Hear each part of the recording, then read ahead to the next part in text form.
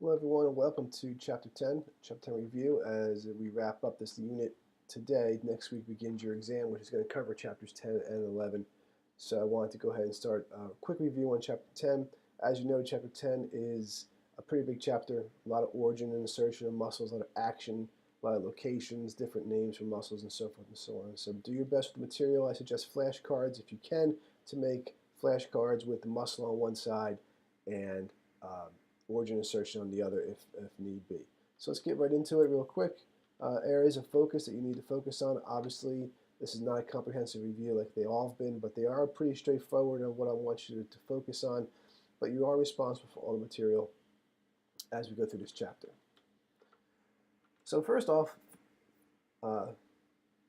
fascicle direction, right? Pennate versus fusiform, parallel, converging. Kind of know what muscles are considered fusiform, which ones are considered pennate in formation as those fibers run from origin to insertion. So you should be able to pick out from the list, because it's multiple choice, which of the following for example, which of the following is pennate, which is fusiform, so forth and so on. That's for all muscles that are in the chapter readings. Origin versus insertion, and we'll go ahead and go over this later on, but when it comes to origin versus insertion, usually the insertion is pulled toward the origin, as you know, so you should be familiar with origin insertions of all muscles that you're required in that reading of Chapter 10, but also be familiar with those muscles that are intrinsic versus extrinsic. Intrinsic would be muscles on the inside of something, which means that the origin insertion are inside something, but they not necessarily cross a joint to cause motion of extensiveness as it would at the elbow or at the knee. But there is movement there. So be familiar with origin versus insertion of different muscles, intrinsic versus extrinsics, and their location of those types of muscles as well. Different muscles and their functions. For example, zygomaticus helps with smiling. Smile. Mentalis pulls skin of the chin upward. You have the semispinalis capitis, which is extensors of the neck, which are deep.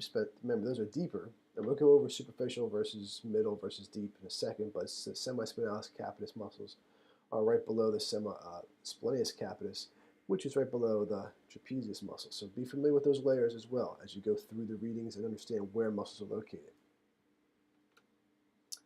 Pronator teres, pronator quadratus. Well, anyway, the pronator muscle is in your forearm, and it helps you pronate, right? Where pronate. Turn your hand over, pronate. Supinator turns the palm up, right? Supinator muscle, as in like supination, as you hand somebody a bowl of soup, you bring your palm up, supinator muscle. So try to figure out ways of remembering different muscles and their functions.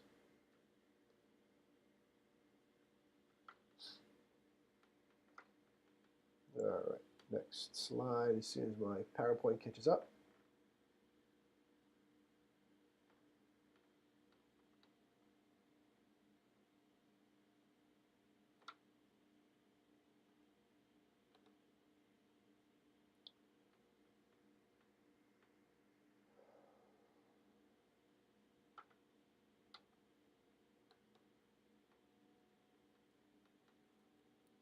There we go. Prominent superficial, this is pretty specific. So prominent superficial ligaments of the hands and tendons, right? What are they, as you extend your hand and you see these tendons here, as sometimes you can see them in your little fingers here, like where do they go? Who are they? Prominent superficial tendons and ligaments of the wrist. Got them in your wrist. You can see them as you extend back. You can look right at the area here. You can see them. Definitely on the back of the hand. And what muscles do they belong to? Because the hand is a complicated structure, as is the foot. So by looking at the back of your hand and all those ligaments, which of those ligaments connect to which muscles, right? What muscles are controlling those ligaments? Muscles of the triceps serrae of the calf, okay, look it up. Triceps means three, okay, so there's three groups of muscles that make up the calf, and the calf is the triceps serrae. So make sure you know what three muscles. The calf itself is the gastrocnemius, okay, gastrocnemius, gastroc meaning stomach, okay, that's in Greek, and nemius is meaning, I guess, a pouch, right? So it looks like a stomach. That's that's why they call it the gastrocnemius. So if you can figure out the Greek behind how these muscles are named, you can pretty much understand where they're located, except for the gastrocnemius, because it's the stomach, right? Interesting. So muscles of the triceps serrae of the calf. Be familiar with all the muscles that are around the calf and in that area. Be able to identify infrahyoid muscles, right? So if you look at the hyoid bone, and in the hyoid area, digastrix, you have the mylohyoid, you have all these other structures in the area of the infrahyoid. Be familiar with those areas. Be familiar with the muscles in those areas, in that area. Some more muscle function, digastric, right? Depresses the mandible, right? There's two digastrics. They kind of insert at the bottom of the chin. They go back, right? So be familiar with that one, for example, maybe. And again, the same thing I said earlier, know your origin versus your insertion. Okay, origin versus insertion. Again, the insertion is pulled toward the origin. Flashcards are the best way to memorize these if you haven't done so already. And if you put your hand behind your knee, there's a bunch of tendons back there. So tendons that you could palpate. Palpate means to feel. So when you put your hand behind your knee and you feel all those bumps and those ropey fibers and tendons, what are you feeling? Who do they belong to? Okay, so be familiar with those. So it's called the popliteal fossa, which is behind your knee, and go ahead and palpate that area.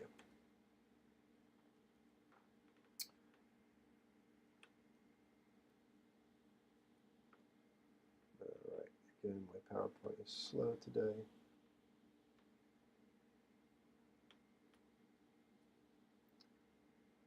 Know all muscles that insert into the tib fib. Okay, so your tibia and your fibula, which you are experts now on where it's located. Your leg, not your thigh, your leg. So kind of specific. So know all the muscles that insert into the tib and fib. All muscles that make up the buttocks, right? Not just the glute muscle, not just the glute medius, minimus, and maximus. Right? There are other structures in the pelvic region that make up the buttocks, if you would, and you have other deep muscles, piriformis, and so forth and so on. So look them up, but be familiar with those muscles that are in the gluteal region. Take a bow. I think I spelled that right. If you were bent at the waist, for example, another function would be the iliopsoas muscle. Okay, as you bend at the waist, you are using the iliopsoas muscle. As you cross your leg over the other leg, when you bring your right ankle onto your left knee, when you sit there and you cross your knee, you're using the sartorius muscle. And the sartorius muscle is the longest muscle of the body. Some tips that you should be familiar with. No muscles in their groups. So quadriceps, right? Vastus, medialis, lateralis, intermedialis, rectus femoris. Hamstrings, biceps femoris. Semitendinosus, semimembranosus. The adductors of the thigh, right? Adductor longus, abductor brevis, and as well as the adductors and abductors. You've got the piriformis, the obturators, right? There's a lot going on in the pelvic area, but know the groups of muscles. Like quad versus the hamstrings. We know quad is 4, hamstrings are 3. Just be familiar with who's involved in those groups. And then this, you can't see because the video is in the way, but we're looking at muscle layers from superficial to deep. Right? So if I was to take a cadaver and lay him face down, I'm touching up behind the neck, you're touching the trapezius muscle. You peel the trapezius muscle back, you're going to have the splenius capitis muscle. You peel that back, you're going to have the semispinalis muscles. You peel that back, you're going to have the rectus capitis posterior minor, rectus capitis posterior major, obliquus capitis inferior, obliquus capitis superior, right? But they're all in layers. They're all in layers. That's just up the neck area. That's just the back. And plus, longissimus capitis is in there. SCM is on the superficial. So just be familiar with the concept of, okay, if I have layers and I give you a list of muscles, just know how they are layered. Or I may ask who's below this or who's above that. Superficial versus deep. Don't go crazy and try to learn everything. Just do your best because it is a lot of information. Iliocostalis muscle. Right? Iliocostalis, the ilio and the costalis, obviously it's the rib area, helps with extension of the waist. The larger muscles in the low back, okay, along the spine, for example. Deep ones, if they're on the bone, if they're deep, if you touch them, then they're superficial. Then you got everybody in between.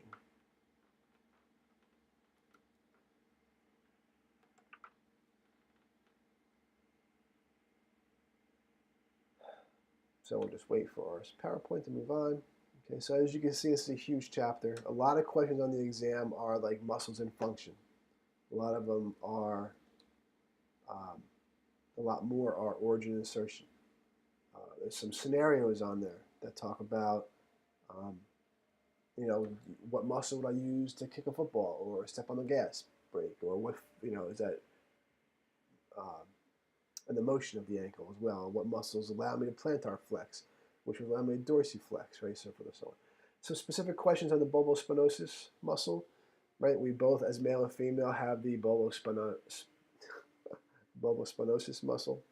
What's the difference between the male and female? What's the function of the female versus the male when it comes to this specific muscle? Obviously, it's in the genital area. Pectoralis major exerts a great tension on its insertion. Okay, so what does that mean? That means what's the origin of the pectoralis major? What's the function of the pectoralis major? And since it's a large muscle, it is going to exert a huge amount of force or tension upon the humerus. Obviously, that's where it's inserted, but where in the humerus is this inserted? And something to think about when you look at the muscles as well. Rotator cuff muscles, right? Supraspinatus, infraspinatus, subscapularis, teres minor, not teres major, teres minor. Where are they located? Origin, insertion, and action of those muscles as well. Different terms may pop up on the exam. Such an example would be like, what does lumborum mean? And you say, oh, it means low back. What does brachii mean? Oh, it means arm, right? Because it's right in front of you because I'm reading it as well. But it's the idea of knowing different Greek terms for different parts of the body. Muscles of the jaw, masseter, buccinator, temporalis as it crosses over the joint. So be familiar with all those muscles. Origin, insertion, don't forget the ones in the lower, right in the infrahyoid area, digastric, smilohyoid, all these guys down here as well as the ones on the side of your cheek, which I just mentioned, are the muscles of the jaw. Principal neck flexors, just because we look down, right, what muscle are we using? What muscle should we use? SCMs are huge, right? They help to pull the head down a little bit. They attach to the mastoid process. SCM, sternocleidomastoid, so obviously the muscle is named for its origin and insertion. Very few that do this, but it's great because it's SCM, sternocleidomastoid, sternum, clavicle, origin, mastoid insertion, pull the insertion toward the origin, and you're looking down. Right? So principal neck flexors, not all of them, only certain ones make, or the major movers, if you would, of the neck muscles. Muscles that affect the vertebral column. What allows the vertebral column to flex? What allows it to extend? Usually those are the ones that are right on the muscle, right on the vertebrae themselves. So be familiar with the muscles that affect the vertebral column.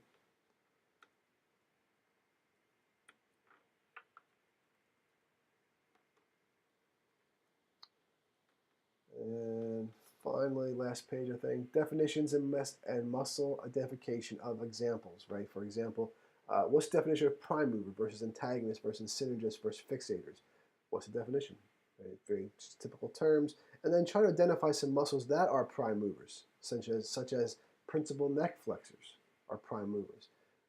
Bicep, if you're going to flex the bicep, your antagonist is going to be the tricep. Kick a ball, you might use your quads, and your antagonist is going to be your hamstrings. Synergist, what helps to enhance the prime mover, for example, and what's a fixator? How does the joint stabilize itself as you use both antagonist and prime movers? So know the definitions and be able to identify muscles related to those terms. And then, last but not least, skeletal muscle contractions, believe it or not, help to move blood through our veins.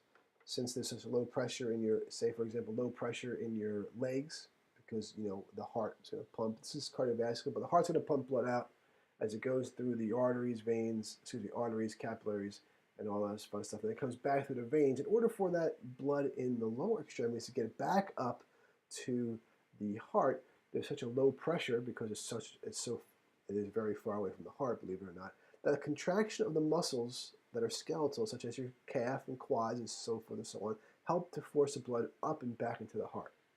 All right, so skeletal muscle contraction moves blood through our veins, and that's more on the cardiovascular side, but it's also muscle. You should be familiar with the functions of all muscles, right? What's the general function of muscles themselves? And in this case, it's very specific. So if you have any questions, concerns, or comments, please feel free to contact me. This is a big chapter, a lot of muscles that you could imagine. Can't tell you how many questions are going to be on the exam because we have 2 chapters. So do your best with flashcards. Make sure you study the pictures. And there's no pictures on the exam, but pictures help for you to see and realize what's going on. And if you have any questions, concerns, or comments, feel free to email me. And I hope to talk to you soon. Good luck.